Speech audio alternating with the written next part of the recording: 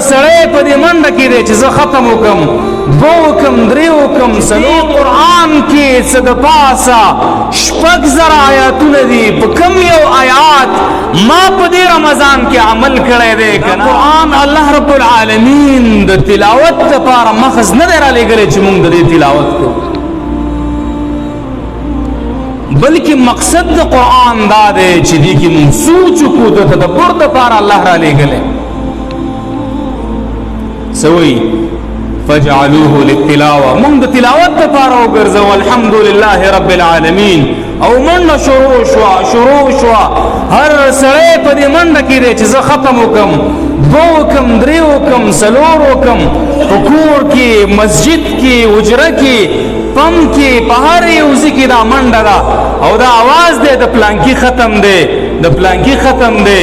او بعضې ټایم کې خدا سي چې د نوم دپاره موږ دا کار شروع کړو چې یاره پلانکي ختم کړی دی ولې زه نه کومه. حسن بصري رحمه الله فرمایي چې خلک دا قرآن الله رب العالمین د دې دپاره نه دی رالیږلی چې تاسو منډې شروع کوئ په دې کې، بلکې د تدبر دپاره، د سوچ دپاره. دې کې به سوچ کوئ، تدبر به کوئ.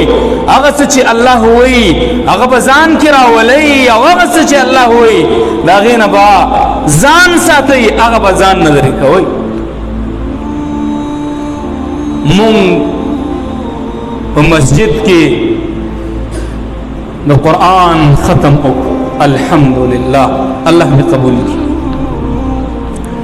دلته به تفسیر هم شوی، په تراو کې هم وشي. ممکن فردن هر سړي دغه قرآن ځان له ویلی وي، خو د ادم بچو د تیمرګرې خلکو دا سوچ تاسو کړی دی چې دې قرآن کې څه د پاسه 6,000 آیاتونه دي. په کم یو آیات ما په دې رمضان کې عمل کړی دی که نه؟ صرف د توتی گردان مو شروع کړی او تلاوت دی. ایا عمل مو کړی په کم آیات باندې که نه و دی کړی؟ دا د سوچ خبره ده. دا د څه شي خبره ده؟ د څه شي خبره ده؟ د سوچ خبره ده. باید دې خبرې ته موږ سوچ وکړو. هغه الله چې هغه د ټولو مخلوقاتو پیدا کوونکی دی، اکبر دی، علی دی، عظیم دی، هغه وایي مونږ ته چې افلا یتدبرون القرآن ام علی قلوب اقفالها. قرآن کې چې سوچ نه کوئ، وجه یې څه ده؟ آیا په زړونو باندې ستاسو مهرونه تالې لګېدلي دي که څه وجه ده؟ نو دې خبره کې وزن شته دی. معلومیږي دا چې قرآن د سوچ کتاب دی. باید په هر یو آیات کې مونږ سوچ وکړو، په هر یو آیات کې تدبر وکړو چې په دې آیات کې ماته الله څه وایي، په دې آیات کې مانه الله څه غواړي، په دې آیات کې ماته الله څه وایي چې څه وکړه، الله څه وایي چې څه مه کوه. که نه زما او ستا سوچ دې ته نشته دی او دا وایو چې ملا صاحب شته دی، ملا صاحب به راته بیان کوي که نه؟ څه سوچ مو دی؟ کم سوچ مو دی؟ تدبر کوئ تاسو؟ جواب را کوئ ماته.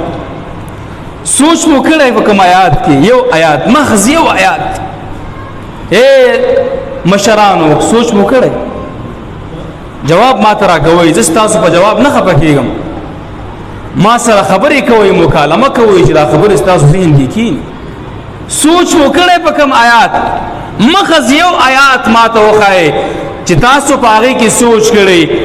ځوانانو تاسو ته ویم، یو آیات د الله رب العالمین د کلام 6,000 څه د پاسه آیاتونه، په دې کې په یو آیات کې تاسو دا سوچ کړئ چې دې آیات کې الله رب العالمین ما ته څه وایي، ما نه څه غواړي، ما د څه نه منع کوي، د څه باره کې دی، مقصد د آیات څه دی، دا سوچ ما ورته کړی نه مو دی کړی. او ممکن اراده مو داسې ده چې کوو بیا هم نه، داسې نه ده. راځئ لږ سوچ کوو، په دې خپل مونځ کې به شروع وکړو. الحمدلله رب العالمین. الله څه وایي؟ څه وایي الله؟ ټول ټول د کمال صفتونه چا لره دي؟ خاص الله لره دي. څوک دی الله؟ رب العالمین چې رب د ټولو مخلوقاتو دی.